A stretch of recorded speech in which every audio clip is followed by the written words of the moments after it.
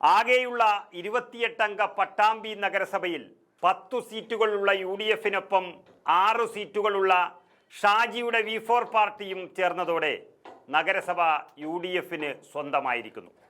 പക്ഷേ തെരഞ്ഞെടുപ്പിന് ഒരു മാസം പോലും ഇല്ലാത്തതിനാൽ മറ്റ് നടപടിക്രമങ്ങളൊന്നും ഉണ്ടാകില്ല. അതായത് ഈ കാലാവസ്ഥകൾ അനുകൂലമാകുമ്പോൾ ചില പ്രദേശങ്ങളിൽ തേടി ദേശാടന പക്ഷികളൊക്കെ വരാറുണ്ട്.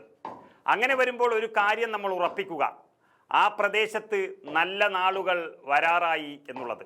പറഞ്ഞു വരുന്നത്, പ്രത്യേകിച്ച് കേരളത്തിന് പുറത്തുള്ള സംസ്ഥാനങ്ങളിൽ തെരഞ്ഞെടുപ്പ് അടുക്കുന്ന സമയത്തുണ്ടാകുന്ന ഒരു പ്രതിഭാസം പോലെ ഭരണം ലഭിക്കാൻ സാധ്യതയുള്ള പാർട്ടികളിലേക്ക് ആളുകൾ വരികയാണ്.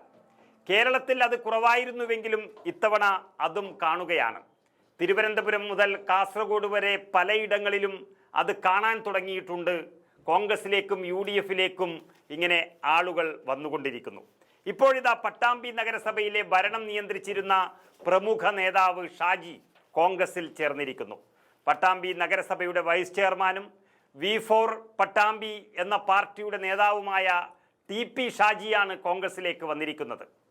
നിലവിലെ വൈസ് ചെയർമാൻ സ്ഥാനവും അതുപോലെ കൗൺസിലർ സ്ഥാനവുമൊക്കെ അദ്ദേഹം വേണ്ടെന്ന് വച്ചിരിക്കുന്നു. ഇന്ന് KPCC ആസ്ഥാനത്ത് ഷാജിക്കും പ്രവർത്തകർക്കും സ്വീകരണം നൽകുകയാണ്. തനിക്കൊപ്പം 150 V4 പട്ടാമ്പി പ്രവർത്തകരും കോൺഗ്രസിൽ ചേരുമെന്ന് ഷാജി പറഞ്ഞിരിക്കുന്നു.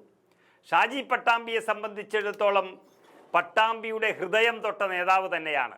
2015 നഗരസഭയിൽ 28-ൽ 19 സീറ്റിലും വിജയിച്ച് അധികാരത്തിലെത്തിയ UDF-ന് 2020-ൽ ആ ഭരണം നഷ്ടപ്പെടാൻ കാരണം ഷാജി പോയത് തന്നെയാണ്.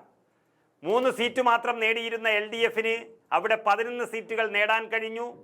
ഷാജിയുടെ V4 പട്ടാമ്പി ഇടതുപക്ഷത്തിന് പിന്തുണ പ്രഖ്യാപിച്ചതോടെ ഭരണവും ലഭിച്ചു. 6 സീറ്റിലാകെ മത്സരിച്ച് ഷാജി ആ 6 സീറ്റുകളും പിടിച്ചെടുക്കുകയായിരുന്നു 2020-ൽ അദ്ദേഹത്തിൻ്റെ പാർട്ടി V4 പട്ടാമ്പി. തുടർന്നാണ് ഷാജി നഗരസഭ വൈസ് ചെയർമാനായത്.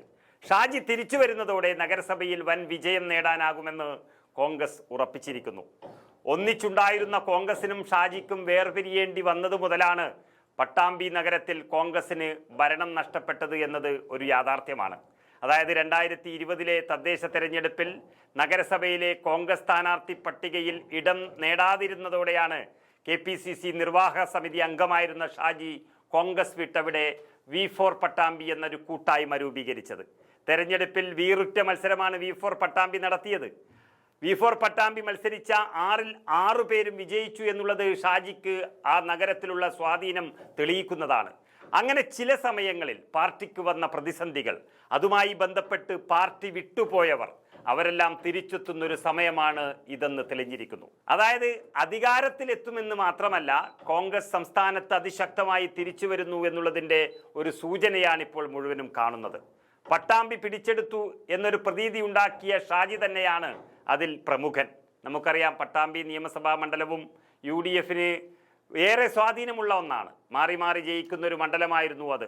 ഈ അനുകൂല സാഹചര്യങ്ങളെല്ലാം വരുന്നതോടെ പട്ടാമ്പിയിൽ ജയിക്കാനാകുമെന്ന് UDF-ലും ആത്മവിശ്വാസം വന്നിരിക്കുന്നു. നിലവിൽ പട്ടാമ്പി നഗരസഭയിൽ ആകെയുള്ള 28 സീറ്റുകളിൽ LDF-ന് 11-ഉം UDF-ന് 10-ഉം BJP-ക്ക് 1 സീറ്റുമാണുള്ളത്. ഒപ്പം തന്നെ ഷാജിയുടെ V4 പട്ടാമ്പിക്ക് 6 സീറ്റുകളാണുള്ളത്. അവിടെയാണ് പട്ടാമ്പി ആര് ഭരിക്കണമെന്ന് ഷാജി തീരുമാനിച്ചിരുന്നത്. അങ്ങനെയാണ് LDF ഇത്രയും കാലം ഭരിച്ചതും. ഷാജിയുടെ 6 പേർ ഈ നിമിഷം മുതൽ UDF-ന് പിന്തുണ നൽകുന്നതോടെ പട്ടാമ്പി നഗരസഭ കോൺഗ്രസ് തിരിച്ചു പിടിച്ചു എന്ന് തന്നെ പറയാം. അങ്ങനെയുള്ളൊരു നേതാവ് പാർട്ടിയിലെത്തുന്നത് ശുഭസൂചന തന്നെയാണ് കോൺഗ്രസിനെ സംബന്ധിച്ചിടത്തോളം.